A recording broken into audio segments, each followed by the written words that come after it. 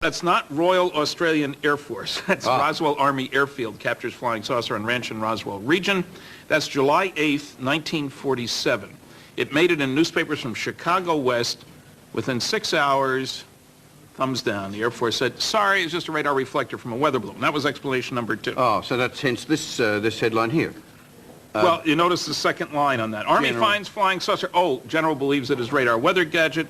By the next day, it was General empties Roswell saucer, and until I got involved, that was 47. Right. In 1978, the story was dead in the doornail. Right. And you lucked into this, didn't you? You went to a radio station for an interview. It was in a television station, and the station manager is embarrassed because one of his reporters was late.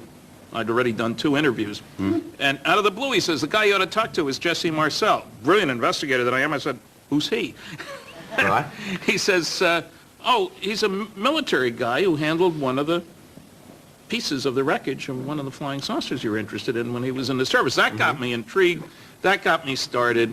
I got other stories, and a colleague and I talked to 62 people by 1980. It was 92 people by 1985. Right. The number's well over 200 now.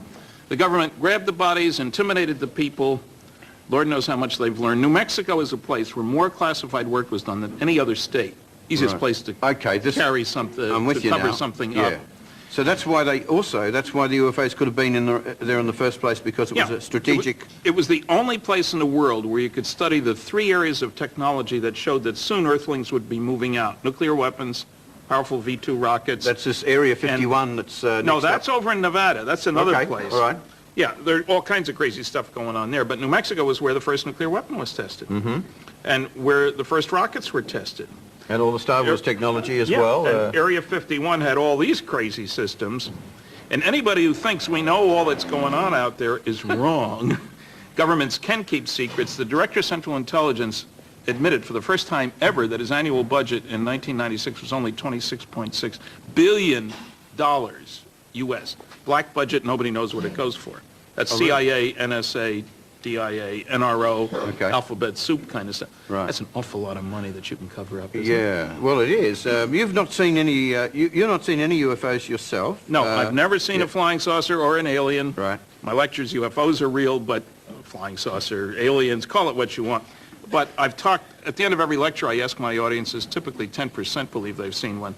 How many of you reported what you saw? 90% of the hands go down. Right. Anybody left? I said, were you in the military at the time? I get some great stories. So, Mr. Friedman, g'day. Yes? If naked aliens landed here, how would we know what not to look at?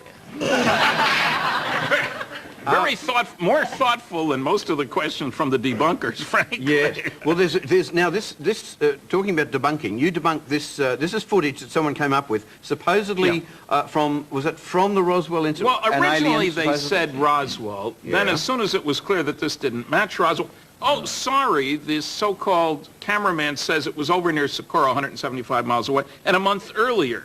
Roswell, they said 4 long fingers, no thumb. Yeah. There were 6 there, if you noticed. Oh, I did count. Skinny little guys, and no ears, just the big eyes. Nothing like that creature there. I'll give that film credit for one thing, though. It was shown in about 40 countries.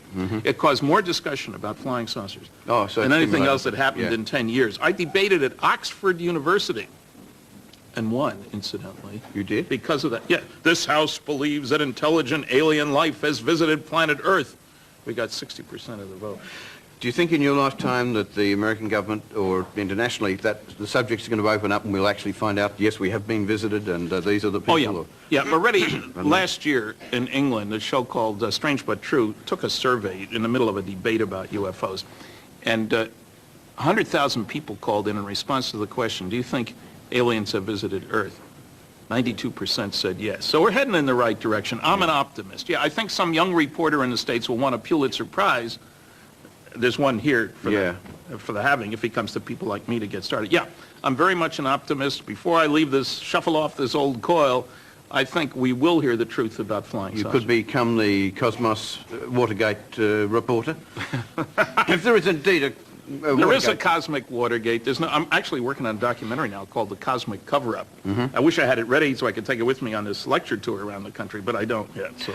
And that lecture tour is called UFOs Are Real? You're traveling around Australia at the moment? 11 major venues. Right.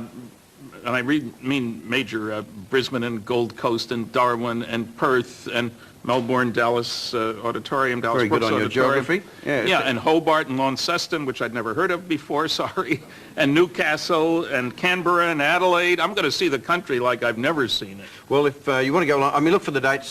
Stanton is going to be here for a while in Australia, aren't you? Yeah, I don't leave until the 30th of August. Oh, you're doing all that stuff in that time? It's pretty, Plus, I've already done 17 interviews, and I think they got me lined up for 17 more. Well, I hope you're not plucked up by a UFO before you actually finish the tour. I wish they would fly me home, though. It'd Well, be they a lot might. faster. They might. You know more about them than anyone else does. Thank you very much for coming. I'm Thanks. sure we could talk about it forever, but we have to be off here at 8:30. But Next thank month. you. Standard Friedman. And...